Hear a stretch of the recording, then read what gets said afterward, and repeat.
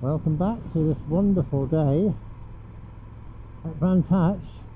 Just passing Brands Hatch. We've had the British Superbikes on this weekend and everybody's packing up and going on the way home. It's been a busy weekend, there's been bikes everywhere. Today we're just going out to do a final check of the camera system we've got on our NT for the Tour de Faf, 14th to 21st of September. Keep an eye out for all the news regarding that on the channel. You're probably all bored with it now, but I've been setting up the cameras on the bike and sound and things, and I think I've got it as good as I can get it, and this is the way I'm going to leave it for now. I'm quite happy with it. It's as good as I'm going to get in the time I've got. So I've got the GoPro on the front, I've got the GoPro on the back, and I've also got the Insta Ace 360 Pro on my chin, this one here, and I now have also a remote control here for this camera on the front and the camera on the rear. So when I press that, it'll turn them two cameras off when I'm not needed, but I won't be recording them all the time. It'll be just as and when required, when there's something interesting to watch or have a look at. So it's a handy device that I've only just got it,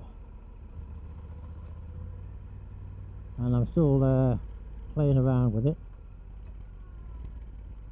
Now on this remote here, the only place I can mount it for now is there.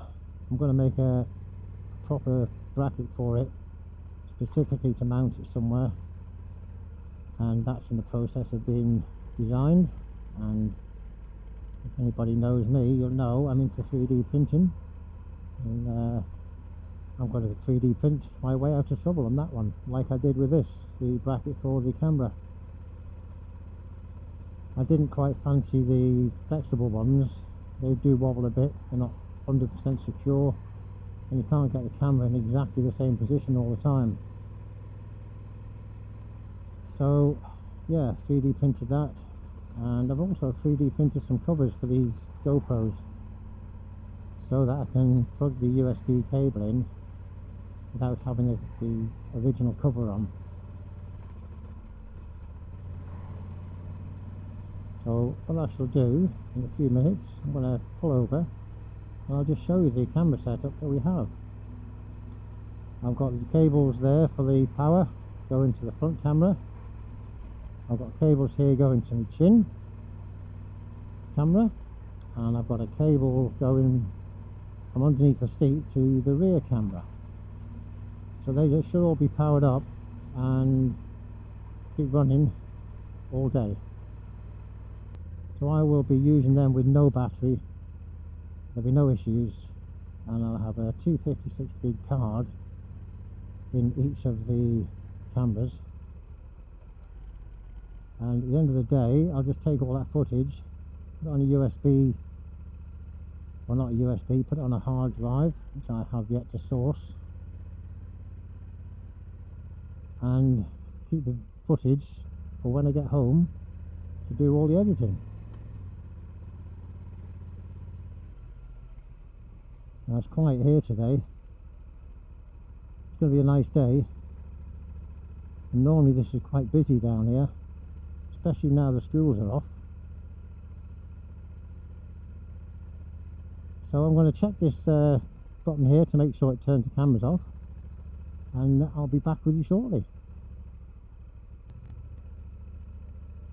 Right, I'm going to turn the GoPros back on again now. Let's see if we can, if they come back on again. So I'll press the record button. We shall see if they come on. And hopefully they do. I can see the front one's turned on, no problem, but the other one I'm not so sure. Now I can see a wagon or a lorry something coming the other way, and they might have trouble getting past here, I would guess. We will see. Will they make it or not? Just have to pull right in. It's a tight lane, this, isn't it? Right, test number 2. going to turn it off again. Cameras are now turned off recording, the GoPros, while we get through this traffic jam. Wouldn't believe it, country lane like this and it's traffic everywhere.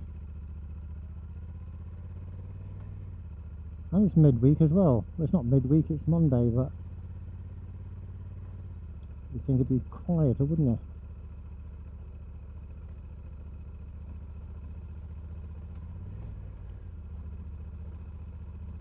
Now I'm hoping this GoPro remote is working okay. We'll try it again. I'll turn both cameras off again. I picked the wrong time to come down this lane. So if everything else works here on the bike now, all the power supplies, the cameras, the only thing I need to put on the bike that's not on it at the moment is the panniers on the side of the bike, each side. I've got a top box on there at the moment. I need that to have the rear camera on,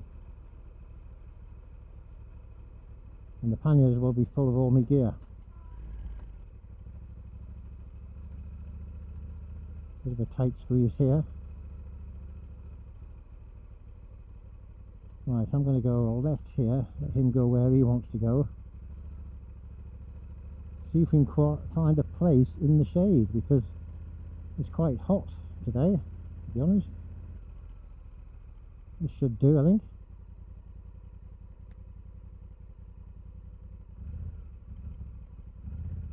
It's got a nice turning circle, the NT1100. Right, here we are. I'm going to turn the engine off and go through what we have on the bike.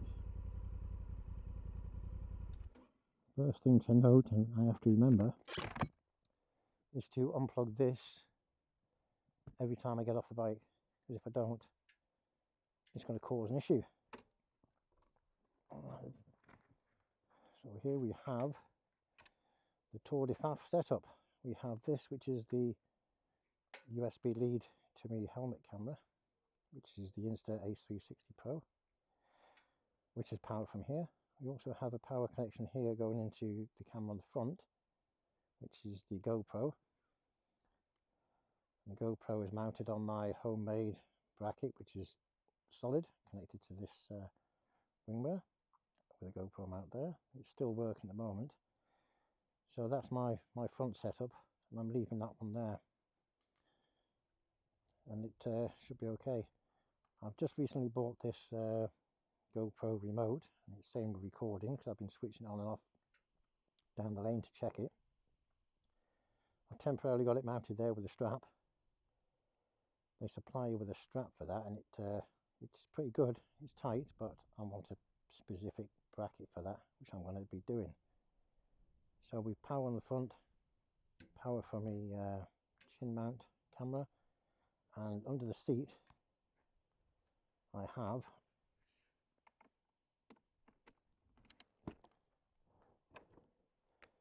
installed two sockets previously.